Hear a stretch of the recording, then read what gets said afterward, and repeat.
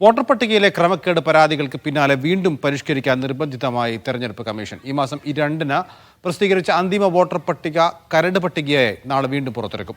Vote ചേർക്കാനും ഒഴിവാക്കാനും ward വിഭജനം അനുസരിച്ച് വാർഡുകൾ ക്രമീകരിക്കാനും വീണ്ടും അവസരം നൽകിയിട്ടുണ്ട്.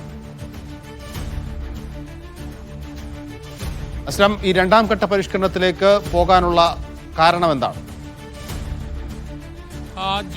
ജൂലൈ 23-ാം തീയതി ആദ്യ കരട് പട്ടിക പ്രസിദ്ധീകരിച്ച് ഓഗസ്റ്റ് 14 വരെ 7 വരെ ആദ്യ സമയം നൽകി, പിന്നീട് 14 വരെ സമയം നീട്ടി നൽകി പരാതികൾ സ്വീകരിച്ചു. ഓഗസ്റ്റ് 20-ഓടുകൂടി തന്നെ 23-ഓടുകൂടി തന്നെ ഈ എല്ലാ ഹിയറിംഗും നടത്തി പൂർത്തിയാക്കി. 29-ന് 29 വരെ നീട്ടി അവസാനം സെപ്റ്റംബർ 2-ാം തീയതി, ഈ മാസം 2-ാം തീയതി അന്തിമ പട്ടിക പ്രസിദ്ധീകരിച്ചാണ്. അന്തിമ പട്ടിക പ്രസിദ്ധീകരിച്ച ഒരാഴ്ചയ്ക്കകം തന്നെ വെബ്സൈറ്റ് നിശ്ചലമായി. കാരണം അതിൽ പരാതികളുടെ പ്രളയം വന്നതോടുകൂടി തന്നെ എല്ലാവരും വോട്ടർ പട്ടിക പരിശോധിക്കാൻ തുടങ്ങിയതോടെ വോട്ടർ സൈറ്റ് നിശ്ചലമായി. ഇപ്പോഴും അതങ്ങനെ പോവുകയാണ്. അതേസമയം ഇന്നലെയാണ് ഇത് സംബന്ധിച്ചുള്ള പുതിയൊരു തീരുമാനം തെരഞ്ഞെടുപ്പ് കമ്മീഷൻ അറിയിച്ചത്. അതായത് നാളെ മുതൽ വീണ്ടും ഈ പരിഷ്കരണത്തിൽ ഒതുങ്ങുക. നാളെ വീണ്ടും കരട് പട്ടിക 2-ാം തീയതി പ്രസിദ്ധീകരിച്ച അന്തിമ പട്ടിക കരട് പട്ടികയായിട്ട് വീണ്ടും പ്രസിദ്ധീകരിക്കുന്നു. അതിൽ തിരുത്തൽ വരുത്താമെന്ന് പറയുന്നു.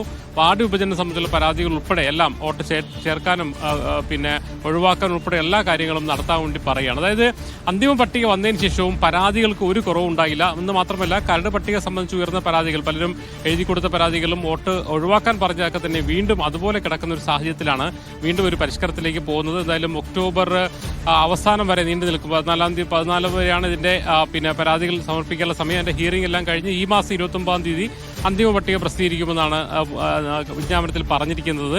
അതായത് തദ്ദേശ വോട്ടർ പട്ടിക സംബന്ധിച്ചുള്ള പരാതികൾക്ക് ഒരു തരത്തിലൊരു കുറവ് ഉണ്ടാകാത്ത സാഹചര്യത്തിലാണ് വീണ്ടും ഒരു പരിഷ്കരണത്തിലേക്ക് കടക്കുന്നത്. ഈ ഘട്ടത്തിലെങ്കിലും ഈ പരാതികൾ പരിഹരിക്കപ്പെടുമെന്നുള്ളൊരു പ്രതീക്ഷയാണ് ശരിക്കും രാഷ്ട്രീയ പാർട്ടികൾ മുന്നോട്ട് വയ്ക്കുന്നത്. എന്തായാലും 2-ാം ഘട്ട പരിഷ്കരണത്തിലേക്ക് സംസ്ഥാന തെരഞ്ഞെടുപ്പ് കമ്മീഷൻ കടക്കുന്നു എന്നുള്ളതാണ് പ്രധാനപ്പെട്ട കാര്യം.